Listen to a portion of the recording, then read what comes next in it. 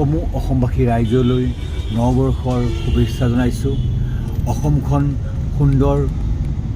সৌন্দৰ্যৰে ভৰি পৰক, অসমৰ মানুহৰ মনবোৰ বহল হওক, এক বিশাল অসমখন গঢ়ি তোলক, তাকে কামনা কৰিছোঁ। নৱবৰ্ষত আমাৰ আশা কৰিছোঁ অসমবাসী মানুহ ৰাইজে যিভাৱে চিন্তা চৰ্চা কৰিছে আগন্তুক দিনত এই কামসমূহ যাতে তেওঁৰ মনৰ ইচ্ছাবোৰ যাতে পূৰণ হয় তাকে কামনা কৰিছোঁ আৰু এই চেনেল যোগে মোৰ শুভেচ্ছা বাণী জ্ঞাপন কৰিছোঁ। আপুনি অলপতে কলকাতাৰ পৰা আহি আছে, তাত কি প্ৰগ্ৰাম আছিলে আমাৰ অসমবাসীক অলপ জনাব। আমি 2025 বৰ্ষটো অযোধ্যানন্দন ৰাষ্ট্ৰীয় অযোধ্যানন্দন উৎসৱ উদযাপন কৰিলোঁ। এইটো বৰ্ষজোৰা কাৰ্যসূচী। এই বৰ্ষজোৰা কাৰ্যসূচী 2025 6 এপ্ৰিল তাৰিখে গুৱাহাটীৰ পাঞ্জাবাৰীৰ কলাক্ষেত্ৰৰ শ্ৰী শ্ৰী মাধৱদেৱ আন্তৰ্জাতিক প্ৰেক্ষাগৃহত আমি এই ৰাষ্ট্ৰীয় মহোৎসৱৰ পাতনি মেলিছোঁ, উদ্বোধন কৰিছিলোঁ। এই উদ্বোধন কাৰ্যত উদ্বোধন কৰিছিলে অসমৰ মাননীয় ৰাজ্যপাল মহোদয় শ্ৰীযুত লক্ষ্মণ প্ৰসাদ আচাৰ্য মহোদয়ে। আৰু তাৰ পাছতে 6 জুলাই তাৰিখে কলাক্ষেত্ৰতে আৰু ৰাষ্ট্ৰজোৰা এখনি আমাৰ আলোচনা চক্ৰ হয়, সেইখন উদ্বোধন কৰিছিলে অধ্যাপক দীপক কুমাৰ শৰ্মা ছাৰে। আৰু পৰৱৰ্তী আমি কলিকতাত 27-28 ডিচেম্বৰ তাৰিখে আমি দ্বিতীয়খন ৰাষ্ট্ৰীয় আলোচনা চক্ৰ অনুষ্ঠান অনুষ্ঠিত কৰোঁ।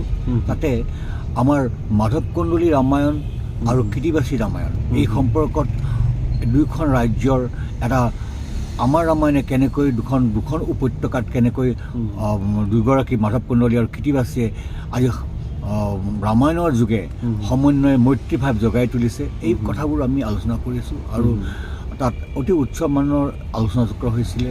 আৰু তাত অসমৰ ৰহা মহাবিদ্যালয়, নগাঁও ৰহা বিদ্যালয়ৰ ডক্টৰ ৰাজশ্ৰী বৰা বাইদেৱে তেওঁ বক্তব্য ৰাখিছিলে।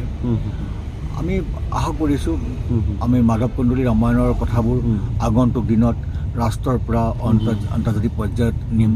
আৰু আমাৰ ৰামায়ণ ক'বলগীয়া বহু কথা আছে।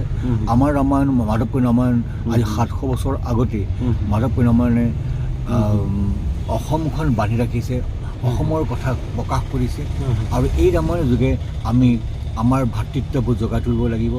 আৰু ৰাষ্ট্ৰীয় অযোধ্যানন্দন জন্মোৎসৱৰ তাৎপৰ্য এইটোৱেই যে আমাৰ দশৰথৰ 4 পুত্ৰ ৰাম লক্ষ্মণ শত্ৰুঘ্ন ভৰত, এই 4 আমি দেখিছোঁ ৰামনৱমীত ৰামৰ জন্ম হৈছে, দশমীত ভৰতৰ জন্ম হৈছে, একাদশীত লক্ষ্মণ আৰু শত্ৰুঘ্ন জন্ম হৈছে। আৰু এই 4 ভাতৃৰ ভাতৃত্ববোধ জগাই তুলিবৰ কাৰণে আমি এই 3 দিনৰ কাৰ্যসূচী চিন্তা কৰিছিলোঁ। কিন্তু বছৰৰ কাৰ্যসূচীত আমি সময় সাপেক্ষৰ প্ৰতি লক্ষ্য ৰাখি এই গোটেই কাৰ্যসূচী দীঘলীয়া কৰিব লগা হ'ল। সেয়েহে 6 এপ্ৰিল তাৰিখে যি ৰামনৱমী হৈছিল সেই তাৰিখত সেই 6 এপ্ৰিল তাৰিখত কৰি পৰৱৰ্তী আমি 6 জুলাই আৰু 27-28 ডিচেম্বৰত আমি এই বৰ্ষ সামৰি কৰিছোঁ। আগন্তুক আমি অহা বছৰ 2024 এই বছৰৰ 2026 চনত আমি জুলাই মাহত আমি কাশীত তাত আমি আয়োজন কৰিম। তাত গোস্বামী তুলসীদাসৰ ৰামায়ণ আৰু আমাৰ মাধৱ কন্দলী ৰামায়ণখনৰ কথা চৰ্চা কৰিম। আৰু পৰৱৰ্তী আমি আৰু আগুৱাই যাম শ্ৰীলংকাৰ দেশত। তাত আমাৰ লংকাকাণ্ডত আমাৰ মাধৱ কন্দলী ৰামায়ণে কেনেকৈ চৰ্চা কৰিছে এখন ৰাষ্ট্ৰীয় আন্তৰ্জাতিক পৰ্যায়ৰ আলোচনা হ'ব। আৰু পৰৱৰ্তীত আমি আমাৰ ভাৰতীয় প্ৰান্তীয় ৰামায়ণসমূহত কেনেকৈ লংকাকাণ্ডৰ কথা চৰ্চা কৰিছে সেইখন দ্বিতীয় পৰ্যায়ৰ আলোচনা হ'ব। এইটো আমি নৱেম্বৰলৈ আশা ৰাখিছোঁ।